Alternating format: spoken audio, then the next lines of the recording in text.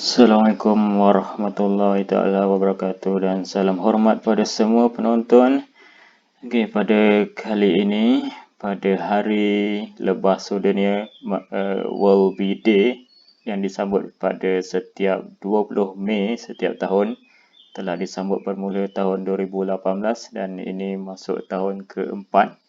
Dan pada kali ini kita akan kongsikan panduan tata cara menangani aduan lebah daripada saya, Cik Izzatul Lail Muhammad Yasar, ILMY Ilmi ataupun boleh panggil juga L ataupun Lail, Setiausaha Persatuan Penyelamat Lebah Malaysia, My Bee Saver Association. Modul ni kita bangunkan untuk memberi kursus dan juga pendedahan teknik tata cara menangani aduan lebah kepada aktivis persatuan dan juga mereka yang berminat untuk melaksanakan teknik yang telah kami bangunkan dan juga kami gunakan sepanjang telah kami wujud, iaitu pada semua termasuk juga anggota-anggota bomber, rakan-rakan kami di Angkatan Pertahanan Awam, badan-badan Majlis Perbandaran, Majlis Bandaraya dan sebagainya, dan juga rakan-rakan kita dari syarikat Pest Control dan semualah yang ingin bersama-sama kita selamatkan lebah daripada dihapuskan. Semoga apa yang kita kongsikan dapat kita manfaatkan dan kita boleh mengubah cara kita mengenai lebah selama ini. Okey, pengisian perbincangan kita akan berkenalan dengan lebah, kemudian melihat persiapan untuk operasi memedahkan lebah dan juga teknik memedahkan lebah. Seterusnya tindakan selepas operasi pemedahan dan seterusnya penutup. Okey, kita berkenalan dulu dengan lebah, iaitu apa itu lebah? Iaitu serangga terbang yang mempunyai dua pasang kepak, kiri ada dua, kanan ada dua, yang mengumpul nektar dan juga demunga. Yang dianggarkan di seluruh dunia terdapat 20,000 spesies lebah, yang mana kita boleh kelaskan pada 4 kategori. Yang pertama lebah madu, honey bee. Yang kedua lebah kelulut, stingless bee. Yang ketiga lebah tunggal, solitary bee, dan juga lebah dengung, bumblebee. Mana lebah madu lah yang biasa diadukan pada kita untuk tindakan untuk kita selamatkan. Dan lebah kelulut adalah lebah yang popular di Malaysia sekarang ini untuk industri penternakan. Dan seterusnya lebah tunggal sebenarnya adalah lebah juga tapi kurang dikenali dan kurang diperhatikan, sehingga kan lebah tunggal yang jenis ni, lebah tukang, carpenter bee yang besar ni, orang memanggilnya sebagai kumbang, sebenarnya adalah lebah. Dan seterusnya lebah bumblebee ni sebenarnya kita ada di Malaysia di kawasan tanah tinggi seperti di Genting Highland dan Cameron Highland. Masih boleh ditemui walaupun jarang-jarang ditemui. Kalau perhatikan betul-betul boleh ditemui di kawasan tanah tinggi ni. Kurang popular di Malaysia hingga orang ramai tak tahu kewujudannya, sehingga kan bila kita cari nama tempatannya tak ada nama tempatan, sehingga kita berikanlah nama sebagai lebah dengung. Bumble ni macam bunyi dengungan, bumblebee. Kita terjemahkan pada bahasa Melayu kepada lebah dengung. Okay, kemudian kita lihat juga apa yang bukan lebah tapi diadukan kepada kita sebagai lebah juga. Yang pertama tebuan. Tebuan pun ada juga kita terima aduan, katakan kami ada lebah di rumah, minta hantar gambar. Kalau dia tunjukkan, oh ini sarang tebuan. Jadi sarang tebuan, untuk kes tebuan kita tolak, kita tak ambil kes tebuan. Begitu juga dengan penyengat, ada juga dilaporkan diadukan kepada kami. Untuk penyengat jenisnya ni kita panggil penyengat hitam. Sarang dia kemungkinan nampak kelihatan seperti sarang lebah, tapi sebenarnya dia adalah penyengat. Bila kita lihat perhatikan betul-betul gambar ni, dia bukan lebah. Juga ada juga penyengat pelbagai jenis dan spesies. Ni salah satu lagi yang popular dilaporkan pada kami diadukan sebagai lebah, sebenarnya adalah penyengat. Dan kita lihat juga ada juga jenis-jenis lalat yang kelihatan seperti lebah, tapi sebenarnya adalah bukan lebah tapi adalah lalat. Ini hoverfly ataupun lalat bunga, menggunakan teknik samaran, corak badannya seperti lebah tapi sebenarnya adalah lalat. Okay, kita lihat lebah madu yang kita fokuskan. Pertama, kita lihat ada beberapa spesies yang telah disenaraikan dalam satu kajian. Ada yang terdapat di Malaysia dan tidak terdapat di Malaysia. Contoh dia, kita akan lihat detail lepas ni. Kita boleh kategorikan pada tiga kumpulan. Yang pertama, lebah yang besar, bersarang di kawasan terbuka macam ni. Kemudian yang bersarang dalam cavity ataupun ruang lingkup tertutup, kita boleh ternak dalam kotak. Dan juga bersarang di ruang terbuka tapi saiznya kecil dan sarangnya meliputi keseluruhan sampai ke atas. Kalau lebah yang besar ni di bawah dahan saja ataupun di bawah bahagian tempat bersarang, tapi yang ini bersarang sehingga meliputi bahagian atasnya. Ni kita kelaskan pada 3 subgenus, iaitu yang ni, yang besar ni Megapis. Kemudian yang grup yang kedua Apis, yang kecil Micrapis. Okay, Megapis, lebah tualang ataupun lebah hutan di Malaysia ni paling orang gerun lah dengan lebah tualang ni. Jenis ataupun spesies dia Apis dorsata. Dia bersarang di kawasan terbuka, berangin, tempat tinggi dan besar, palang-palang besi ataupun bangunan yang besar. Dan saiz lebahnya, individu lebah dia, panjangnya dalam 2 cm ataupun lebih sedikit. Saiz sarangnya boleh jadi antara dalam 40 cm panjang sehingga 200 cm panjang atau 2 meter. Boleh menjangkau sehingga 2 meter. Dan labuh ke bawah ke dalam 1 meter ataupun kurang ataupun lebih.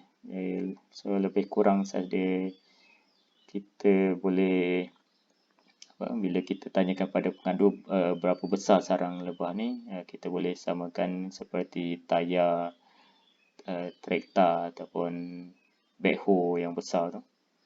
So saiz dia boleh sampai ke saiz tu. Kemudian lebah lalat, lebah kerdil, Micrapis. Ini ada 2 spesies di Malaysia. Yang pertama yang hitam, orang putih panggil black dwarf honeybee.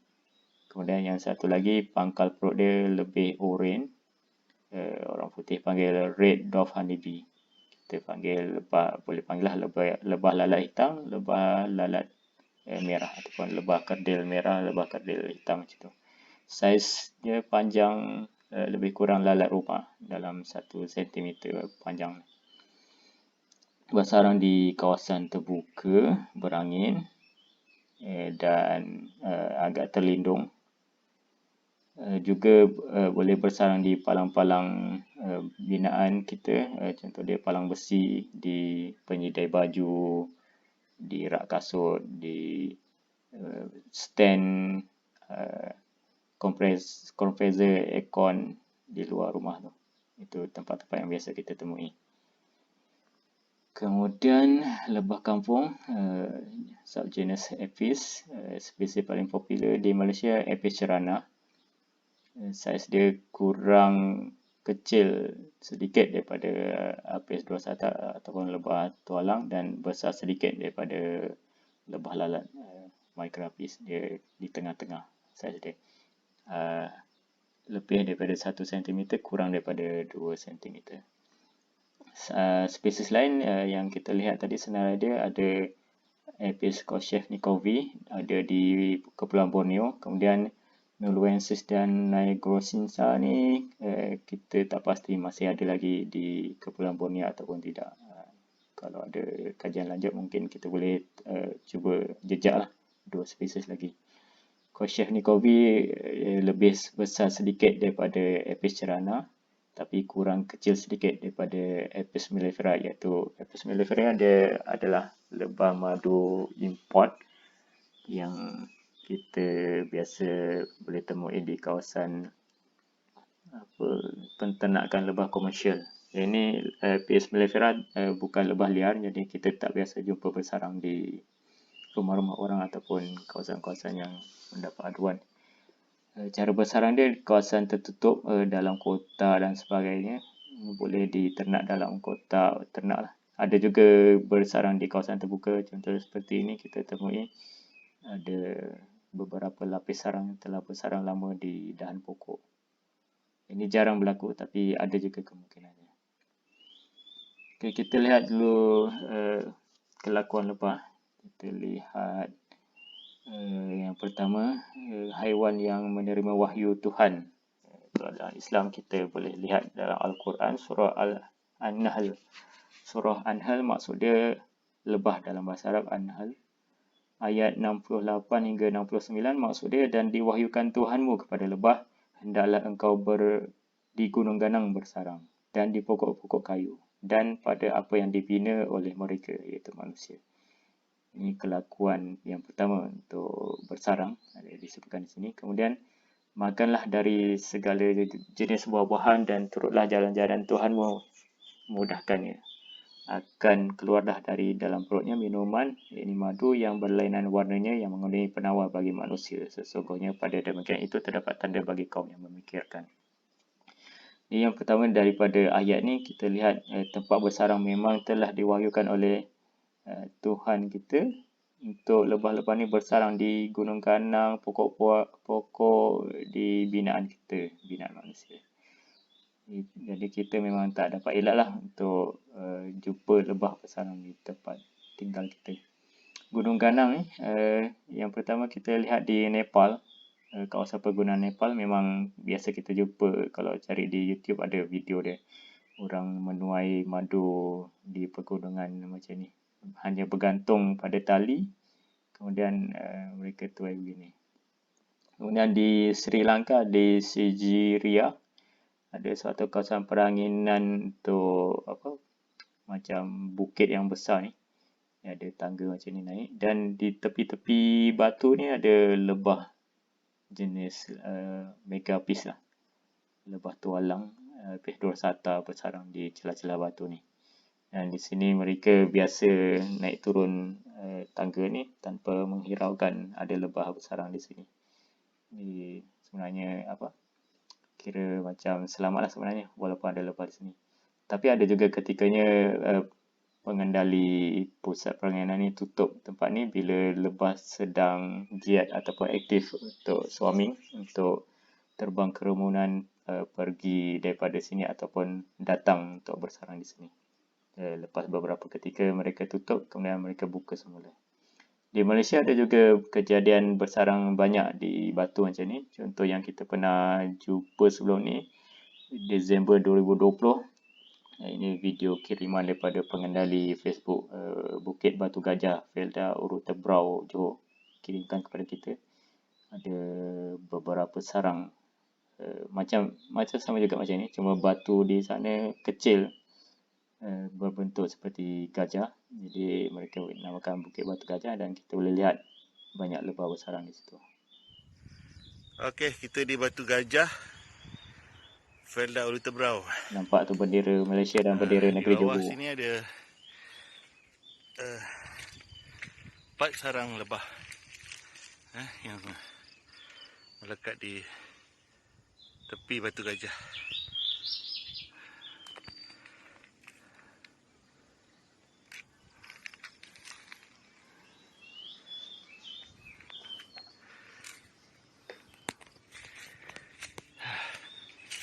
Di atas sana ada lagi.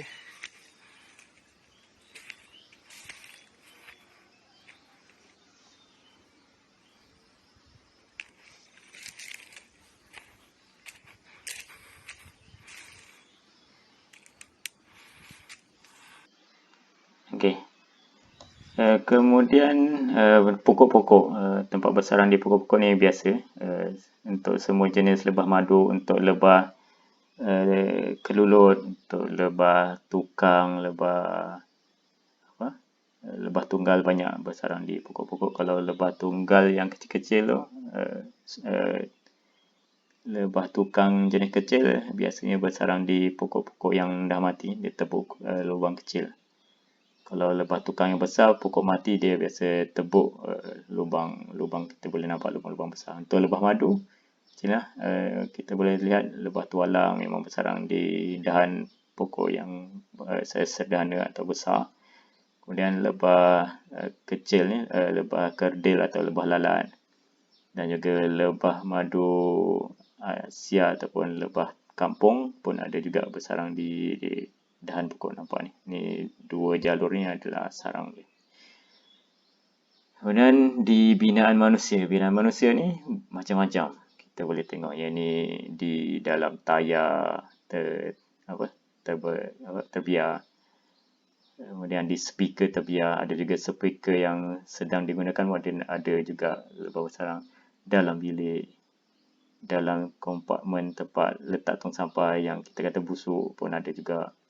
Di bangunan tinggi sehingga ke 30 tingkat pun ada di atas tu. Ini kita ambil di Puchong ni, bersarang di tingkat, saya tak ingat, mungkin tingkat 16 di kondominium. Kalau yang di bilik ni ada satu kisah menarik pernah dikongsikan, iaitu lebah bersarang beberapa kali, mereka biarkan tidur di bilik itu juga bersama lebah. Kemudian lepas beberapa bulan mereka tuai madunya, dan kemudian lebah berpindah. Tak lama lepas tu datang lagi, bersarang lagi, sehingga 4-5 kali mereka dapat tuai lebah yang bersarang dalam biliknya. Jadi boleh sebenarnya biarkan lebah bersarang dalam bilik. Ada cara dia untuk kita hidup harmoni dengan lebah. Mereka menumpang bersarang dalam bilik kita boleh biarkan dan kita boleh dapat madu yang mereka hasilkan. Dan lepas beberapa ketika mereka akan berpindah ke tempat lain. Tempat bersarang macam-macam dalam helmet, topi keledar, ini di palang besi, kompartmen, palang besi, kompresor aircon, dalam rak kasut, dalam binaan rumah burung. Ini dalam salur tangki kumbahan najis pun ada juga, walaupun kita dah busuk. Di zinc macam ni pun, walaupun kita kata panas, boleh juga lebah madu, lebah kampung bersarang. Jadi banyaklah kes. Ada satu kes yang menarik tempat bersarang di binaan manusia ni, iaitu dalam kereta ni, dalam Mak celah Mak ni. Kes ni memang unik. Bila dah dilaporkan kepada kita, katanya rumahnya di Kajang. Waktu bila bekerja di Cyberjaya, jadi kereta akan dipandu waktu pagi, pergi daripada Kajang ke Cyberjaya. Kerja di Cyberjaya, petang balik ke Kajang. Kemudian hujung minggu biasa akan dipadu ke Pahang. Saya tak ingat Pahang di mana. Dia balik kampung PJJ dengan isteri dia, PJJ di sana. Maksud dia, kita lihat lebah ni sepatutnya sarang dia tetap di satu tempat. Jadi lebah akan pergi mencari makanan di situ, kemudian balik kumpul makanan, membina sarang di situ. Tapi di sini unik dia, waktu awal pagi sebelum dia pergi kerja, waktu dah cerah, lebah dah pergi cari makan di Kajang. Kemudian kereta dipandu sampai ke Cyberjaya, akan ada yang cari makan di Cyberjaya sampai ke petang. Lepas tu hujung minggu pula dibawa sampai ke Pahang, cari makan di sana. Kita tengok boleh ke koloni lebah ni hidup lama, sebab banyak tempat berpindah macam tu. Tapi bila kita periksa dalam celah Mak ni, memang ada lebah tu bersarang. Bukan hanya menumpang tapi dah bersarang, ada ratu dia. Jadi kita tengok video sedikit. Lebah dalam memang kerja dengan mati ya? Lebah dalam magat kereta. nanti ada madu boleh minta sarang dia. Ada madu. Tak boleh. Tak tahu ada madu. Nampak. Ini ratu. Kelibat ratu yang ratu koloni lah. Ratu lebah. Jadi ini sarang dia. Dan ada satu lapis lagi dalam celah ni. Jadi memang betul lebah ni bersarang dalam agak kereta dan itulah kes unik yang kita pernah temui. Nampak? Ada ratu dia. Ada ratu dia. Ada. Oh tahu saya bang. Okey. Jadi bila kita untuk kes ni kita cuba keluarkan tapi bila terganggu lebah ni terbang kerumun di dahan pokok di situlah kita tak berjaya masukkan dalam kotak. Ini memang kes yang unik lah yang kita pernah jumpa. Okey, seterusnya kita kata makan sambil berbakti, iaitu bila lebah ni makan yang disebut dalam ayat Al-Quran tadi, segala jenis buah termasuk buah adalah bunga-bunga yang apabila didengungkan oleh lebah akan menjadi buah-buahan. Yang di sini kita lihat peranan penting lebah lah sebagai ejen pada bunga. Pelbagai jenis bunga lebah akan menyeri bunga ni untuk mengahwinkan bunga untuk menjadi buah. Dan kita lihat keistimewaan yang khusus pada lebah madu yang tak ada pada serangga lain termasuk juga jenis-jenis lebah lain. Lebah kelulut tak seperti lebah madu, lebah tukang pun tak seperti lebah madu, lebah bumblebee pun, lebah dengung tak seperti lebah madu, iaitu seluruh badannya ada bulu-bulu yang memudahkan debunga melekat, termasuk juga di matanya. Nampak? Kita fokuskan lagi. Di mata ni, compound diistilahkan dalam bahasa Inggeris compound eye. Mata compound ni dia sebenarnya setiap celah-celah bulu ni ada mata yang kecil-kecil yang bergabung menjadi satu mata yang besar. Di dalam mata dia ada bulu. So kalau kita tanya haiwan apa yang sebenarnya paling berbulu, sebenarnya adalah lebah, sehingga dalam mata pun ada bulu. Tak ada haiwan lain yang dalam matanya ada bulu. Ini keistimewaan lebah madu yang kita boleh lihat. Dan bila lebah mengumpulkan makanannya dalam perutnya dan dimuntahkan semula, menjadilah madu yang daripadanya banyak khasiat yang telah terbukti dalam kajian saintifik. Pelbagai warna kita boleh lihat, pelbagai rasa. Warna paling gelap warna kehitaman sehingga warna paling jernih hampir seperti putih jernih. Pelbagai warna lebah, madu lebah ni. Okey, kita lihat seterusnya terbang kerumunan lebah, yang mana lebah ni bila membiak dia akan terbang kerumun banyak. Dalam satu penerbangan tu akan dibawa bakal ratu untuk terbang dan mengawan di udara dengan drone ataupun lebah jantan.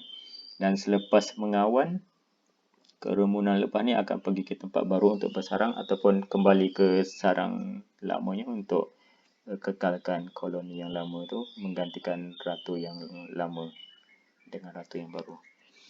Jadi bila terbang kerumunan ni memang akan membuatkan orang ramai akan panik. Biasa kita boleh lihat contoh dalam video ni. Nampak titik-titik hitam tu berterbangan. Memang biasa nampak macam ni orang boleh panik lah.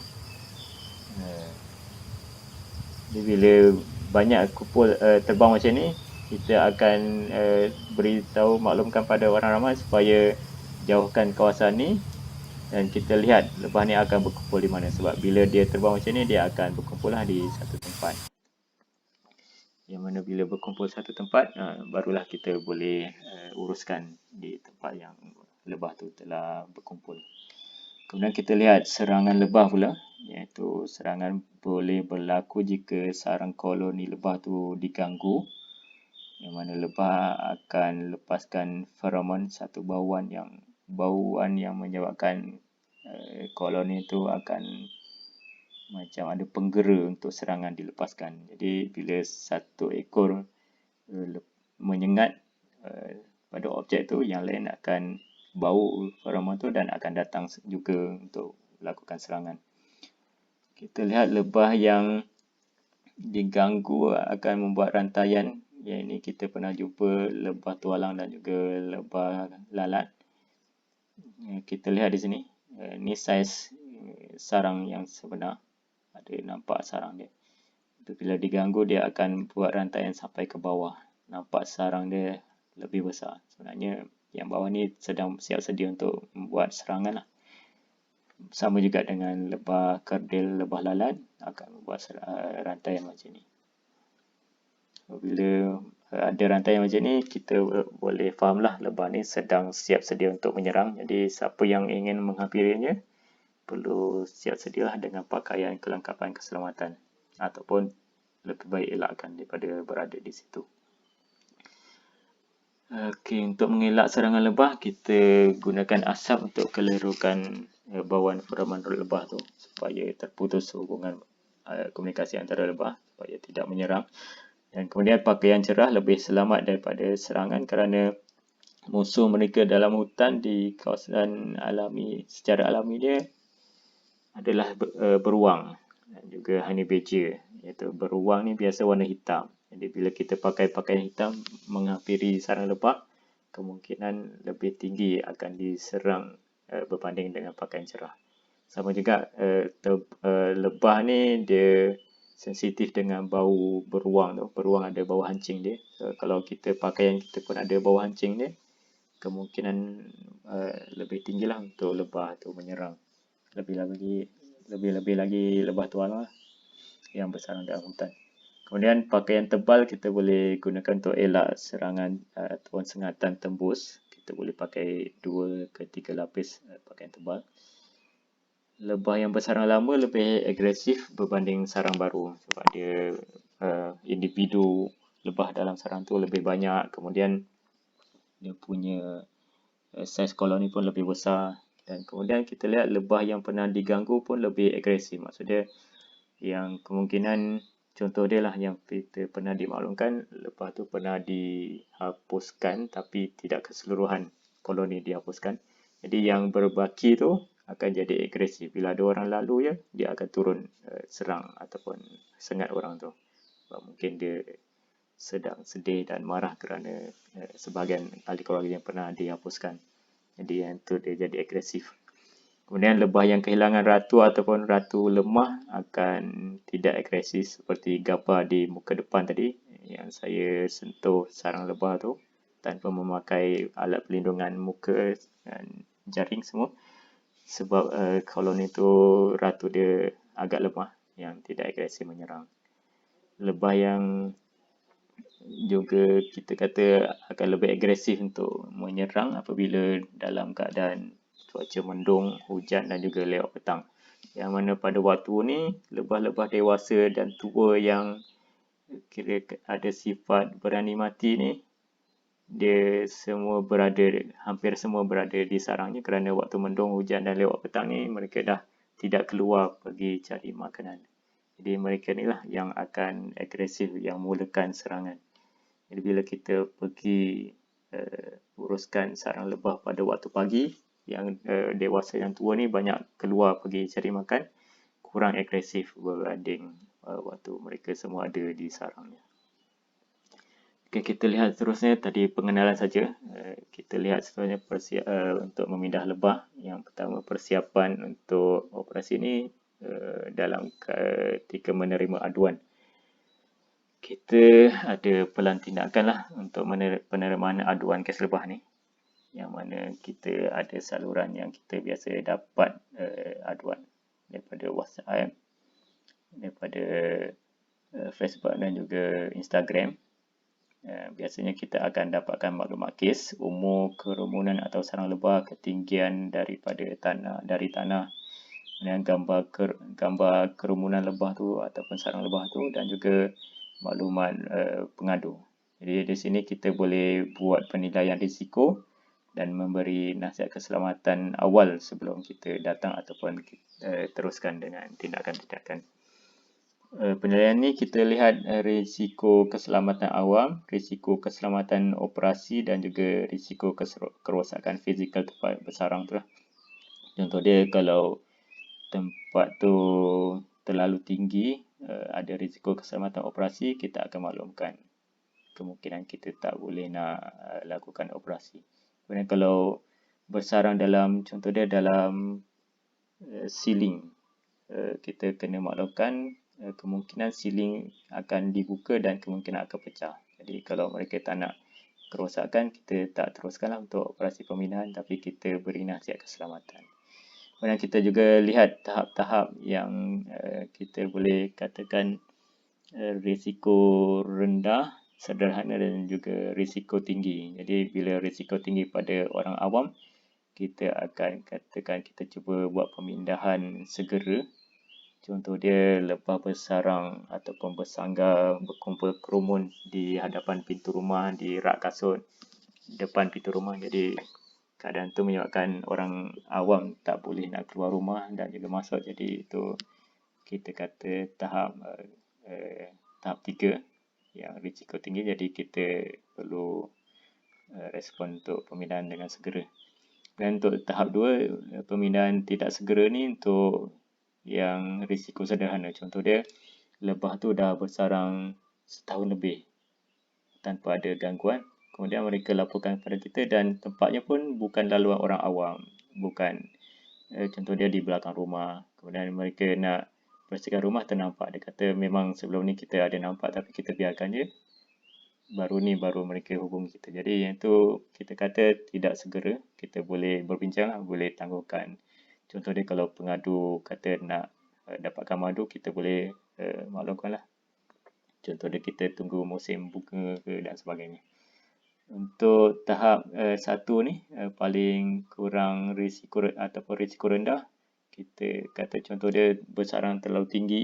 Contoh dia lebah lalat yang memang kurang bahaya. Bersarang di terlalu tinggi. Contoh dia di pokok, di puncak sampai ke ketinggian 3 tingkat bangunan. Jadi kita kata ini kita cuba tenangkan pengadu, kita beri maklumat yang betul supaya tidak terlalu risau dengan lebah tu. Dan kita nasihatkan supaya kita hanya buat pemerhatian saja dan kita tidak ganggulah lebah tu. Seterusnya, persiapan operasi memindah lebah. Kita perlukan persiapan keselamatan dan juga peralatan.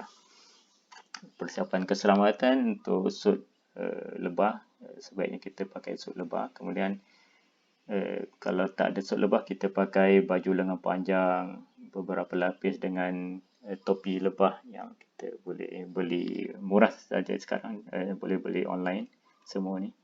Termasuk juga pengasap smoker ni, kita boleh beli online semua ni. Pengasap dalam tu kita boleh gunakan tray ataupun papan telur ayam dan sabut kelapa, bunga kelapa sawit yang kering dan sebagainya. Kemudian sarung tangan, kasut dan stokin untuk operasi. Contoh dia kalau tak pakai kasut stokin, mungkin lebah yang dalam keadaan agresif nak cuba serang, dia periksa seluruh badan kita dah pakai baju apa semua lengkap. Dia tengok kaki tak pakai stokin ataupun stokin nipis, dia boleh sengat di kaki lah. Kemudian kalau di dalam rumah, risau terpijak bangkai lebah pun boleh ada sengat dia masih hidup walaupun lebah dah mati. Bangkai di lantai tu bila terpijak boleh terkena sengatan dia. Jadi kita cadangkan pakai fleece sock ni, macam stokin yang tebal. Contoh ni, gambar ni. Untuk memanjat, kita boleh guna stokin yang ada tapak pencekam macam ni untuk elakkan kena sengatan di tapak kaki ataupun di kaki. Okey, kemudian peralatan yang kita gunakan. Okey, untuk memindahkan lebah ni kita katakan kita guna kit pindah lebah yang kita bangunkan dan kita telah gunakan. Yang pertama untuk lebah tualang, kit pindah lebah tualang, kita gunakan karung nylon pelindung tanaman yang kita ubah suai. Ini saiz 130 cm lebar dia dan tinggi 100 cm. Ini kita sesuai lah untuk kita masukkan dalam frame ni. Ini bingkai frame ni kita gunakan pipe UPVC, iaitu yang biasa digunakan untuk wiring. Ada cara untuk kita bengkokkan dia. Boleh nanti kita boleh tunjukkan video cara kita buat ni. Karung ni kita telah ubah suai, yang mana mulut karung ni kalau kita beli terus, dia bila kita nak jerut, nak tutup karung ni, dia tersekat-sekat ataupun tak lancar, dan juga penutup dia tidak terlalu rapat. Jadi kita sambungkan dengan kain lembut yang kita bila nak jerut ni dia pantas laju dan boleh jerut rapat. Dan saiz ataupun kos keseluruhan ni kira-kira dalam anggaran dalam RM50. Dan kalau 2-3 karung mungkin akan lebih lah kalau kita nak beli karung nylon yang ada dijual. Kemudian untuk kit pindah lebah lalat, kita gunakan karung nylon yang kecil. Kalau tak gunakan yang untuk pelindung buah ni pun, kita boleh gunakan untuk karung ataupun jaring yang biasa digunakan dalam mesin basuh lah. Itu lebih murah, boleh kita beli dalam tak sampai RM10, dalam RM5 ke RM4, RM3 pun ada jual. Kemudian chopstick yang panjang, ini yang paling panjang 40 cm, dan juga tali untuk kita gunakan. Seterusnya untuk kit pindah lebah kampung, ini nanti kita tunjuk dia punya teknik. Kita gunakan kotak ais saiz sederhana sebagai kotak pengurung dan kotak ais kecil sebagai kotak pembinaan sementara. Ini bergantung juga pada saiz koloni yang akan diuruskan. Kemungkinan kalau besar perlu menggunakan 2 saiz kotak sederhana juga, yang kita sambungkan dengan pipe PVC saiz 2 inci. Okey, kotak pengurung boleh kita ubah suai di sini, boleh dibuka di sebelah dan boleh kita tampalkan macam plastik luksina sini untuk kita lihat daripada luar. Kita tampalkan. Kemudian kos tak sampai RM20 untuk kit pindah lebah kampung ni.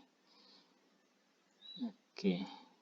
Kemudian peralatan lain, lampu suluh, lampu merah untuk kita gunakan waktu malam, kotak ternak, botol pemercik, plasticine, tali, pemetik api untuk buat asap, penyambur air, pemangkas ranting, berus penyapu, gelang getah, pisau, pengurung ratu dan penyepit. Forceps ni kita gunakan untuk cabut sengatan lebah kalau ada kena sengat lah. Yang ni untuk kita elakkan guna jari. Bila kita cuba cabut menggunakan jari, kita akan terpicit tempat sengat tu, menyebabkan bisa venom lebah tu akan masuk lebih dalam ke dalam kulit kita.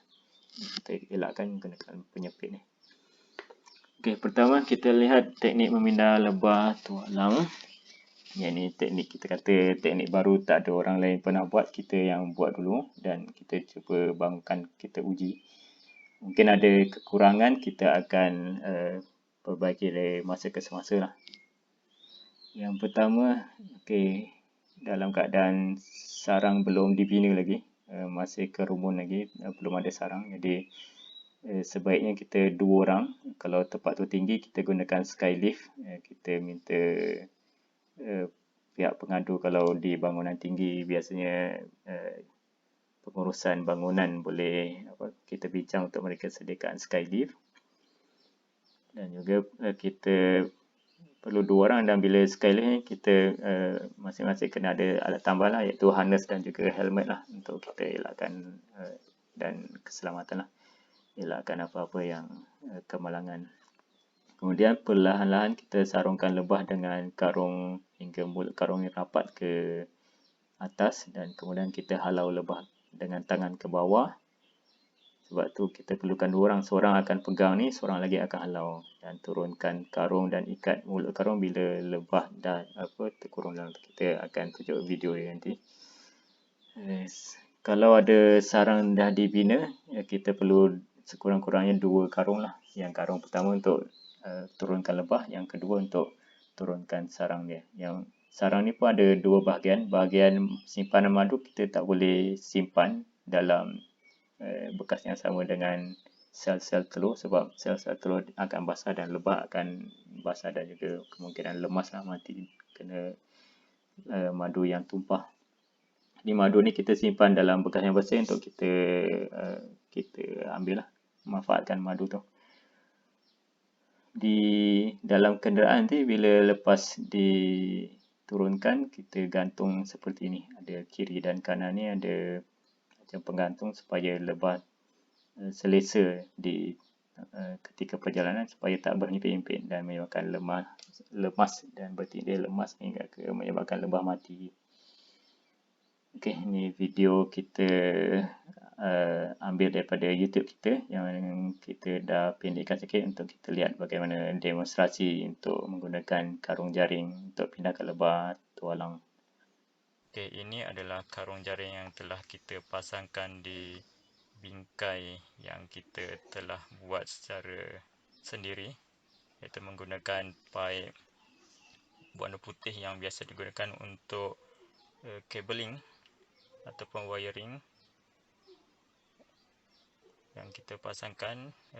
Kita tidak lekatkan ataupun tetapkan di bingkai ini, tapi kita buatkan dia mudah ditanggalkan daripada bingkai ini kerana kita akan menjerut menjerut jaring ini dan kemudian menutup jaring ini supaya lebah tidak keluar. Okey, kita naikkan, serkupkan lebah tu begitu, dan kemudian seorang lagi akan sapukan, goyangkan jaring itu daripada luar, dan lebah apabila terganggu dengan goyangan itu, lebah akan berterbangan tapi terkurung dalam jaring dan berguguran masuk ke dalam jaring, dan begitulah lebah akan tidak dapat terbang keluar. Jadi untuk menuai madu akan kurang gangguan kerana lebah tidak banyak berterbangan, mungkin kurang sengatan. Pada kali ini kita lihat lebah mungkin memang kurang garang atau macam mana, kita memang tak ada sengatan langsung, ataupun mungkin kaedah ini menyebabkan lebah tidak garang, kita pun tak tahu sebab kita tak ada gunakan asap ataupun alat untuk menghalau lebah yang lain. Kita hanya menggunakan jaring ini saja untuk kita tangkap lebah. Kita goyangkan sehingga lebah banyak berguguran ke dalam jaring. Kemudian apabila hampir keseluruhan lebah telah kita serkup masuk ke dalam jaring, kita longgarkan ikatan jaring tu, jadi jaring akan jatuh ke bawah dan kemudian kita jerutkan. Okey, lepas jerutkan, kita turunkan lebah ke bawah, dan jaring ini besar, jadi kita boleh ambil baki lebah yang masih tinggal di sarangnya. Kita boleh turunkan lebah lebih banyak masuk ke dalam jaring. Okey, lihat di sarangnya mungkin ada dalam 1/3 lagi lebah yang tidak masuk ke dalam jaring. Jadi kita boleh gunakan jaring yang sama untuk kita buka sedikit dan sapu lebah masuk ke dalam jaring, ataupun kalau kita ada 2-3 karung jaring lain, kita boleh tutup jaring yang pertama ni dan kemudian kita buka satu lagi jaring karung jaring untuk kita tangkap lagi lebah-lebah yang berbaki. Okay, ini kawasan kelapa sawit, kebun kelapa sawit di Kampung Seri Tiram Jaya, Tanjung Karang. yang mana kita telah dilaporkan oleh seorang penduduk di situ mengatakan ada lebah tualang bersarang di pokok yang condong bersarang rendah. Jadi pada ketika itu dia nak membersihkan kawasan, jadi bila tengok ada lebah tu dia tak dapat untuk membersihkan kerana khawatir akan ada gangguan daripada lebah ni. Okey, itu kita tunjukkan, kita buka sedikit karung jaring tu untuk kita sapu baki lebah untuk masukkan ke dalam jaring lagi. Kita lihat sarang lebah tualang ni, dia kiri dan kanan ada lebah yang berkerumun di sarangnya. Jadi kita telah sapu di sebelah kanan, kemudian kita beralih ke sebelah kiri pula. Jadi untuk keadaan sarang rendah macam ni, kita boleh lebih mudah lah untuk kita lakukan operasi begini. Kalau bersarang di kawasan tinggi, mungkin perlukan jentera pengangkat lah. Kita gunakan skylift biasanya. Kita pun pernah gunakan skylift untuk ambil cara kaedah ini. Okey, ini itu teknik memindahkan lebah tualang yang kita boleh lihat sambungan video di YouTube lah. YouTube kita, channel yang kita ada di YouTube. Seterusnya, teknik memindah lebah lalat ataupun lebah kerdil. Kita gunakan pindah lebah lalat tadi dengan jaring yang kecil. Kita sembuhkan lebah dengan air untuk tenangkan lebah dan basahkan kepak lebah. Kemudian potong ranting-ranting yang melekat dan di keliling sarang lebah tu. Tinggalkan hanya satu ranting utama yang memegang. Yang ni je. Yang depan ni kita potong, keliling semua kita potong, bersihkan supaya bila kita nak sarungkan jaring ni, lebah tidak tersangkut lah, jaring ni tidak tersangkut kepada ranting-ranting. Kita sarungkan dan jerutkan karung ni. Yang mana kita lepas masa kita potong ranting ni, mungkin lebah banyak berterbangan. Lepas berterbangan tu, kita tunggu lebah berkumpul semula. Lepas berkumpul, baru kita sarungkan karung jaring. Yang mana kita cadangkan, kalau kita dapat gambar ataupun video yang dihantar oleh pengadu, kita tengok sarang tu berada di tengah-tengah celah-celah ranting-ranting pokok yang banyak. Jadi kita perlu bersihkan ranting-ranting tu. Kita cadangkan, kita buat waktu petang, lewat petang contoh dia. Dan kita biarkan lebah berkumpul semula. Lepas maghrib, telah menjelang malam tu dah gelap, lebah semua kemungkinan semua sekali dah berkumpul di sarangnya semula. Dan masa tu bila kita sarungkan jaring ni, lebah dah, kita boleh dapat 100% lah lebah tu. Dan bila kita dah jerut tu, kita ikatkan kiri dan kanan dan kita boleh potong pangkal yang tertinggal tadi. Okay, kita lihat sedikit. Ini pun video ni kita ada di YouTube kita. Kita boleh tengok. Okay, kita dah semburkan air. Ini bersarang di celah ranting pokok pengkertas, banyak duri dia. Jadi kita potong ranting, bersihkan ranting sehingga nampak ranting semua dah potong keliling, sehingga tinggal satu ranting utama yang memegang sarang lebah tu. Jadi kita biarkan lebah berkumpul dan kemudian kita sarungkan dengan jaring yang kita ada tu. Ini karung jaring untuk mesin basuh yang kita boleh dapatkan murah saja. Okay, kita sarungkan. Ini masih tersangkut-sangkut lagi walaupun kita dah banyak bersihkan, sebab itulah duri bunga kertas ni memang sebaiknya kita bersihkan betul-betul lah kalau kita nak sarungkan macam ni. So, lepas kita dah sarungkan tu, kita ikat di pangkal ranting tu dan juga sebelah satu lagi, kerana biasanya bila lebah ni bersarang di ranting, dia akan ada kiri dan kanan macam tu. So, kita boleh gantungkan. Kita gantung ni supaya bila kita masukkan dalam kenderaan, sarang lebah ni tak rosak. Dia masih tergantung seperti asal. Jadi lebah yang dalam jaring ni boleh berkumpul semula di sarangnya ketika dalam perjalanan balik daripada tempat operasi. Okay, kita gantung macam tu, kiri dan kanan. Ini kalau kita potong, ada lebihkan sedikit supaya kita boleh ikat. Okay, kita dah ikat macam tu, kemudian kita potong ranting yang terakhir yang di pangkal tu. Jadi bila nak potong tu, kita gantung sedikit macam tu, pegang macam tu. So bila kita potong, sarang tu tak terlepas jatuh dan boleh terus tergantung, dan kita bawa masuk ke dalam kereta dalam keadaan tergantung macam tu lah. Okay, nampak? Okay, untuk yang bersarang di palang kukuh, contoh dia palang besi tadi yang kita tunjukkan, ini kita belum ada video dia, kita nanti ada video kita masukkan lah dalam channel YouTube kita. Kita gunakan untuk kita gunakan chopstick lah untuk kita kepitkan. Kita kepit macam ni, macam kepit ayam percik, kiri kanan.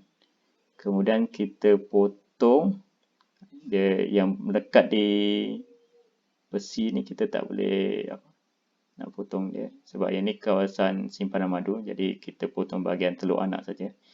Potong, turunkan. Kemudian bahagian madu ni kita potong lah untuk kita manfaatkan madu dia, dan supaya lebah tak berkumpul di bahagian madu. Lepas tu kita dekatkan balik bahagian telur ni di tempat dia asal ni, supaya lebah berkumpul semula di sini, berkumpul di sarang dia ni, sehingga hampir keseluruhan ataupun keseluruhan lebah dah berkumpul di situ. Jadi kita masukkan dia punya bahagian telur anak ataupun sel telur ni ke dalam jaring kecil yang kita sediakan. Okey. Kemudian teknik memindah lebah kampung, kita ada beberapa teknik mengikut keadaan. Yang pertama, rongga tidak boleh dibuka. Contohnya dalam dinding konkrit, dalam tiang besi dan dalam mesin besi dan sebagainya, yang kita tak boleh nak buka tempat lebah tu bersarang. Yang kita terpaksa gunakan teknik paksa lebah tu keluar, yang kita gunakan bahan penghalau. Kita gunakan asap yang kita campurkan dengan kapur barus dan juga serbuk cili, yang mana kedua bahan ni menyebabkan asap tu pedih, menyebabkan lebah akan berpusuk-pusuk keluar. Dan bila keluar tu, di depan pintu masuknya kita sediakan jaring kecil ni supaya lebah yang keluar berkumpul di jaring ni, dan kita boleh turunkan. Kemudian lepas kita turunkan, kita tutuplah tempat lebah ni keluar masuk supaya tiada lagi lebah yang keluar masuk, dan pengadu pun lihat kira macam kes selesai lah, tak ada lebah lagi di situ. Dan di tempat baru, lebah tu kita lepaskan dalam kotak ternak, dan kita pasang penyekat ratu supaya kalau ada ratu yang kita berjaya keluarkan daripada tempat bersarang ni, kita kira lebah tu akan kekal dalam kotak lah. Sebab penyekat ratu ni menyebabkan ratu lebah tidak boleh keluar daripada kotak tu. Kemudian rongga boleh dibuka, contoh dia di dinding ataupun di palang di luar rumah ataupun di dahan pokok. Dalam keadaan ni sisir ataupun sarang belum dibina lagi, ini masih berkerumun, hanya berkerumun. Kita ada dua teknik lah. Kita katakan teknik kasar dan juga teknik lembut. Teknik lembut adalah teknik kasar dulu. Kita lihat teknik kasar ni untuk operasi lebih cepat dan pantas. Kita gunakan untuk memindahkan lebah kampung ni, gunakan pengurung sementara ni, ataupun nanti kita tengoklah yang polystyrene tu. Kita semburkan lebah ni dengan air gula ataupun air biasa pun okey, air paip saja, untuk basahkan kepak lebah supaya kurang yang berterbangan. Lepas dah basahkan tu, kita jatuhkan lebah masuk ke dalam kotak ni dan cepat-cepat tutup. Jadi memang operasi ni lebih cepat, tapi kita kata kasar lah pada lebah, boleh menyebabkan lebah ni bila kita lepaskan dari kotak akan berterbangan terus, tidak tidak tinggal tetap dalam kotak yang kita sediakan. Kemudian teknik yang kita teknik lembut, iaitu kita gunakan contoh dia teknik kita gantungkan topi mengkuang dan galah. Kalau di pokok tinggi ni tak perlu memanjat, kita gunakan galah dan juga topi ni. Kemudian kita ketuk-ketukkan dahan pokok ni dari bawah ataupun pangkal pokok ni supaya lebah tu macam terdorong untuk bergerak. Jadi kebiasaan kelakuan lebah ni akan bernaung di satu tempat. Jadi bila kita goyangkan bawah ni, dia asalnya bernaung di bawah dahan pokok ni. Bila kita gegarkan, goyangkan, ketuk-ketuk dahan tu, lebah tu akan terdorong untuk bergerak lagi ke atas. Jadi atas dia ada topi yang kita sediakan, jadi semua akan masuk dalam topi ni. Lepas semua dah masuk, kita turunkan dan masukkan dalam kotak macam tadi lah. Yang ini teknik lembut yang lebih mesra, macam selesa untuk lebah tu. Dan kekurangannya dia perlukan masa yang lebih lama lah untuk lakukan operasi untuk teknik lembut ni. Kemudian ini untuk lebah yang telah bersarang di tempat yang boleh dibuka. Ini gunakan teknik kit yang kita sediakan tadi. Yang mana teknik ni kita kata sedang dibangunkan dan diuji. Kita boleh masing-masing boleh cubalah uji. Untuk bukaan yang tepi kita boleh tanggal ni, kita boleh tutupnya guna plastisin di atas dan juga tepi ni supaya ruang yang ada rapat, kita rapatkan ke dinding supaya lebah bila kita ganggu ni dia akan gunakan entrance saja yang kita sediakan untuk lebah ni keluar. Dia tak keluar dari celah-celah ni lah. Kita boleh gunakan bahan penghalau seperti yang kita sebutkan tadi, dan lebah akan keluar daripada tempat ni, terkurung di kotak pengurung ni. Jadi lepas kita tengok, kita intai dari cermin tu, kita tengok lebah dah kurang ataupun dah tak ada di sarang ni. Jadi kita boleh uruskan lah sarang ni, kita potong, masukkan dalam kotak hive dan kita turunkan bahagian madunya. Okay, ni langkah-langkah seterusnya lah. Kita turunkan seperti yang saya sebut tadi dan kita potong bahagian madu dan ikat bahagian sel telur ni pada frame untuk kita masukkan dalam kotak hive. Lepas semua kotak frame ni kita dah masukkan, kita susun mengikut susunan asal sarang lebah tu, kita lepaskan lebah ke dalam kotak hive. Jadi bila lepas lebah tu semua dah kumpul dalam tu, kita boleh tutup lah kotak hive tu dan kita boleh bawa pulang. Kemudian kita tunjuk juga teknik konvensional, iaitu teknik yang biasa tanpa gunakan kit pindah lebah yang kita cuba uji tu. Kita cadangkan teknik pemindahan pada waktu malam, iaitu lebah semua dah berkumpul di sarangnya. Jadi waktu malam kita operasi menggunakan bantuan lampu merah, kita boleh nampak, lebah kurang nampak. Jadi semburkan air pada lebah, kemudian terbalikkan kotak pemindahan sementara dengan penutupnya terbuka. Letakkan di atas sedikit dari sarang lebah tu. Kita potong sisir sarangnya satu demi satu. Lepas potong tu, kita dekatkan dengan kotak pemindahan sementara tu supaya lebah akan bergerak naik masuk ke dalam kotak tu. Kemudian kita ikat sisir sarangnya satu persatu seperti yang disebutkan tadi mengikut susunan asal sehingga selesai tu. Kemudian kita lepaskan lebah yang dalam kotak pemindahan sementara tu ke dalam kotak hive. Ini teknik konvensional yang kita boleh selesaikan lah untuk kita ajarkan juga teknik konvensional, sebab kemungkinan teknik ini masih boleh perlu kita gunakan walaupun kita gunakan kit-kit pemindahan lebah yang kita cuba ajarkan. Kita juga ada teknik halau, iaitu teknik halau ni ada beberapa keadaan lah yang kita boleh gunakan teknik halau. Yang pertama, lebah tualang, lebah kampung dan juga lebah lalat yang belum bersarang. Bila kita tanya pengadu dah berapa lama, dia kata baru sehari dua. Baru sehari dua, kita boleh gunakan teknik halau. Tapi kita tengok jugalah kedudukan lebah tu sesuai ataupun susah untuk dicapai pun satu keadaan yang boleh kita gunakan teknik halau. Contoh dia bersarang di bangunan tinggi 30 tingkat, kemudian tak ada tempat akses, dia berada jauh di hujung bumbung contoh dia, kita tak ada akses untuk sampai ke lebah tu, jadi kita boleh guna teknik halau. Dan penduduk berhampiran pun telah dimaklumi lah akan ada aktiviti halau lebah ni, jadi mereka semua kita sarankan masuk ke dalam rumah supaya tidak panik melihat lebah berterbangan nanti, dan tiada yang kena sengatan lah, sebab bila panik, bila ada lebah di situ, mereka tepis tampar, mungkin akan ada yang kena sengatan. Bahan penghalau kita gunakan bahan yang berbau kuat, kimia berbau kuat, contoh dia diesel, petrol, sabun pencuci lantai, tandas, kemudian pewangi tandas, ubat gegat dan kabu barus kita boleh gunakan.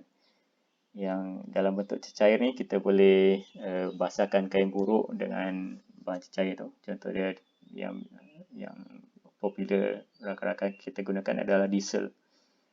Basahkan kain buruk dengan diesel, kemudian sapu dekatkan dengan bahan penghalau tu dengan lebah supaya lebah tu bau, dan dia tidak suka bau tu, dia akan terbang. Kita lakukan pada waktu siang, iaitu biasanya waktu pagi, kerana kalau lewat petang atau malam, lebah tidak akan pergi jauh kerana dia pun tahu macam dah lewat untuk dia terbang berpindah jauh. Kalau malam lagi lah, dia tak dapat nampak tempat untuk dia pergi, dia akan berkerumun di lampu yang dia keliru dengan cahaya lampu tu nampak situ kawasan yang dia boleh pergi. Jadi kita elakkan untuk penghalauan, teknik halau ni kita elakkan buat waktu lewat petang dan juga malam. Jadi kita boleh sapukan keliling kerumunan lebah tu dengan bahan diesel contoh dia tadi, sapu keliling dia supaya lebah lebih banyak yang dapat bau tu dan akan terbang lebih cepatlah. Tindakan selepas operasi, kita kata tempat asal lebah bersarang tu, kalau lebah kampung dan juga lebah tualang, akan ada kesan lilin lebah tu yang boleh menyebabkan lebah-lebah koloni lain tertarik untuk bersarang juga di situ. Jadi kalau pengadu tak nak ada lebah lagi bersarang di situ, kita sarankan untuk tempat bekas lilin lebah ni kita bersihkan betul-betul, kemudian sapu minyak enjin terpakai, minyak hitam, ataupun kita cat semula di situ, ataupun selaputkan dengan tanah lumpur supaya tak ada lagi bau di situ. Dan kemudian kita rekodkan maklumat lokasi ni untuk kita, ni rekod kami lah, untuk kita lihat pola lebah bersarang. Kemudian untuk pengangkutan, kita pastikan tutupan lebah kotak tu tutup rapat supaya lebah tidak keluar daripada kotak tu. Kemudian kita gunakan jaring lah supaya lebah kalau ada yang terbang keluar pun tak berterbangan dalam kereta. Dan kita lihat juga kesan body roll untuk kenderaan tu kalau bergerak ke kiri ke kanan supaya tidak terbuka ataupun terjatuh kotak yang ada dalam kereta tu. Kita gunakan jaring ni supaya kita lihat lebah ni tidak berterbangan lah, seperti yang disebutkan tadi. Untuk lebah tualang kita dah sebutkan tadi, kita perlu gantung supaya lebah tidak berhimpit-himpit kelemasan di bawah. Ni kita gantung macam ni, dan lebah boleh buat formasi seperti bersarang dalam ni. Dan penempatan pada waktu malam kita gunakan lampu merah ni supaya kita boleh lakukan kerja-kerja kita nampak, dan lebah tu kurang nampak dengan cahaya merah ni. Untuk lebah tualang ni, kita boleh gantungkan sarang dia seperti ini dengan kayu yang kita ikatkan, macam kita sepitkan juga macam sepit ayam percik tadi, tapi ini lebih besar dia punya kayu dan juga pengikat dia, dan kita boleh gantungkan. Kita lepaskan lebah di bawah dia dan lebah akan berkumpul semula di sarang dia. Sama juga dengan lebah lalat, kita buka jaring yang berisi lebah perlahan-lahan dan kemudian kita gantung di dahan pokok yang sederhana, ranting yang kecil sini, rimbun, redup supaya lebah selesa di situ, dan kita elakkan juga tempat tu yang ada semut dan juga kerengga yang boleh mengganggu lebah tu. Ikat kiri kanan supaya bila sarang tu terkena tiupan angin dia tak terjatuh lah. Kiri kanan ni kita ikat. Ini pun ada video kita lepaskan, kita boleh rujuk di YouTube kita lah. Untuk lebah kampung pun kita elakkan gangguan semut, kerengga dan juga cicak. Lepas kita asapkan sedikit di pintu masuknya, kita boleh buka supaya lebah boleh mula keluar masuk lah nanti. Okey, itu yang kita dapat kongsikan pada hari ini untuk teknik untuk mengenai aduan lebah yang kita terima. Di teknik konvensional ataupun tradisional masih kita perlu pelajari, kemungkinan kita perlu gunakan juga.